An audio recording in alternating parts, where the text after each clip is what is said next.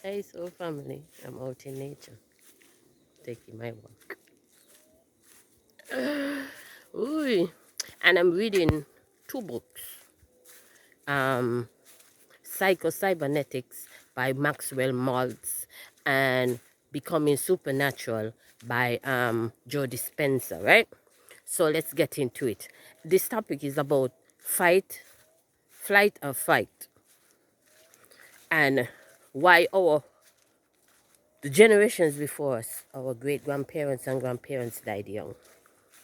The reason, according to these books, the reason is because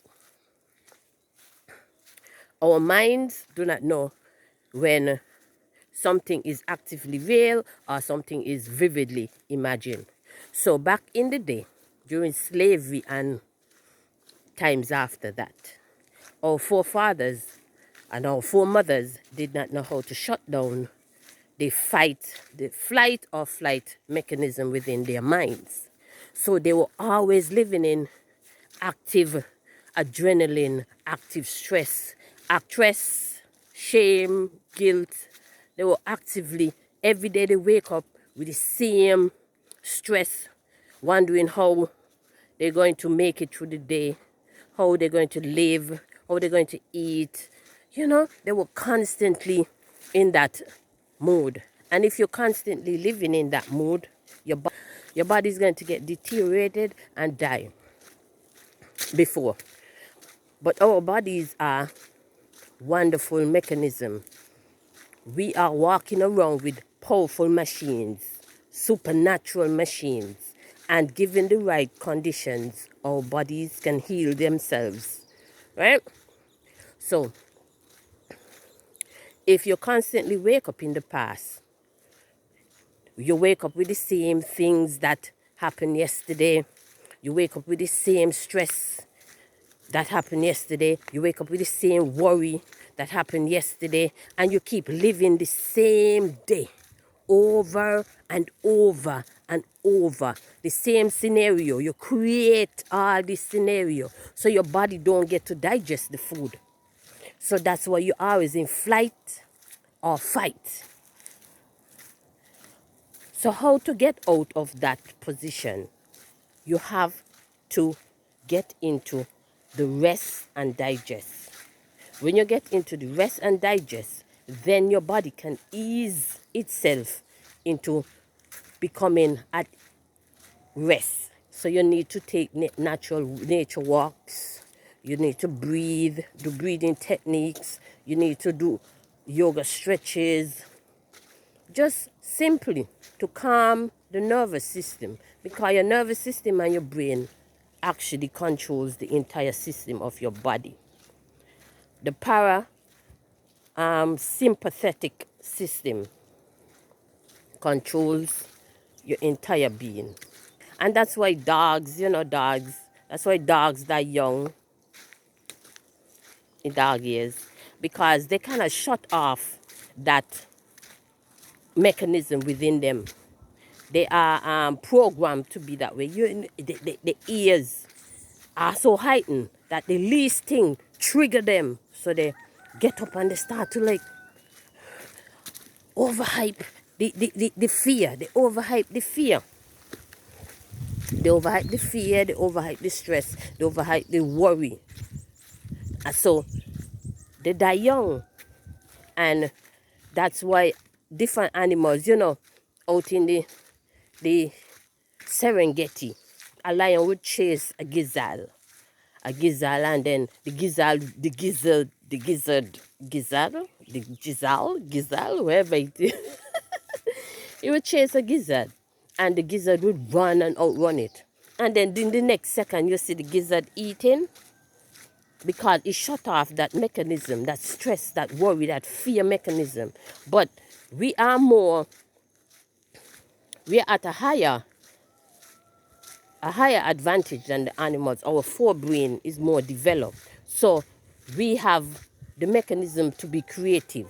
So we create fear, we will create worry, and we will create stress. And those are the three mechanisms, the three levels of hell. And we keep ourselves there We keep ourselves there, believing that it is something outside ourselves, like the devil, that causes all this. But in fact, it is our own imagination that created this for ourselves. Yeah, we are creators. As we say, we are gods. We have our forebrain. That forebrain, that is the creative, the imaginative, the one. So,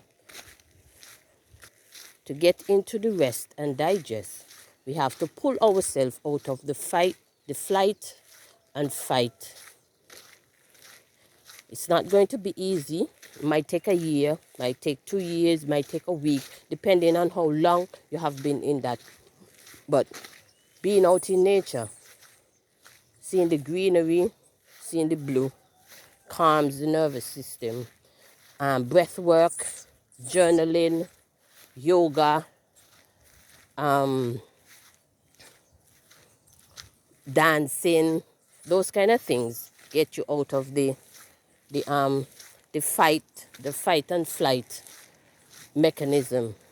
It shuts it down, but it would take a while, depending on how long. Because somebody have like 1 month of just pure stress, it might take them a week to get over it. But if you're living in that shit for 40 years, it might take you 2 years, 3 years, 4 years, because that is engraved in your nervous system, and it constantly comes up. Sometimes you smell something and it reminds you of something that happened years ago. Sometimes you're walking and you hear something and it reminds you, and that now activate all those different emotions within your body. So you start to relive that same particular thing over and over.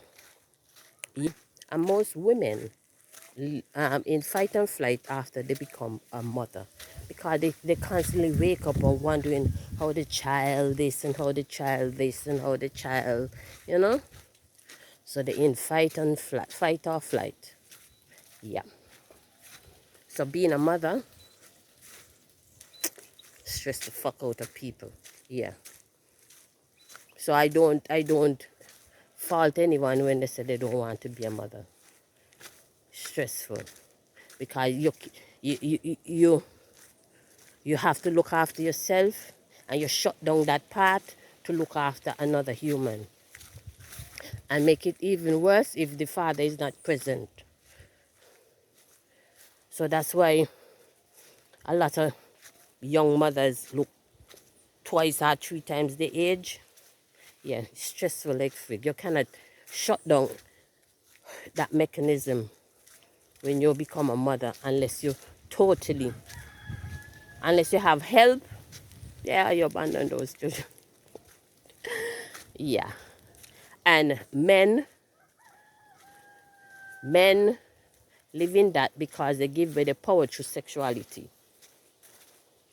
They constantly in that area, that low sacral area of constantly wanting sex, needing sex. So they in that fight get sex. Yeah, get those books. Psycho-Cybernetics by Maxwell Maltz and Becoming Supernatural by Joe Dispenza. Yeah. And in Becoming Supernatural, Joe Dispenza says that your mind cannot tell if you're in the present or the future.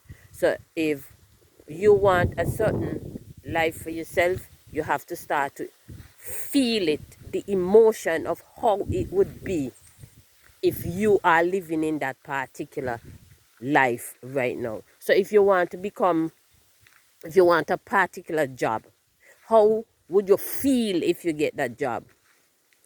So you have to be living that way right now. Like you feel excited, you feel happy. It's the best thing that ever happened to you. It will give you so much freedom. So you embody that feeling now. So when you get the job, your nervous system can start to and regulate to get you to that particular area in your life. Yeah. And gratitude, love, compassion, those are the highest form of the highest levels of emotions. Those will get you to heightened heights that you never been before. So be grateful in everything you go. Have compassion for others and just show love. Those are the top three emotions. Yeah, yeah. So live every day like it is now. Now. There is no future, there is no past, there is just the present. Everything is happening now. So wake up and give thanks for every little thing you have. Yeah. Even if it's just to say, I am grateful to be alive. I'm grateful to see my children. I'm grateful for the roof over my head. I'm grateful for this job. It might be the one that I want, but I'm grateful I have it. I put food on my table because, and as you be more grateful for everything you have, the expansion of your world. Yeah. It might be a while before you see the expansion in your reality, but if you continue hitting it, kicking it, pushing it, eventually your reality will be how you desired it to be.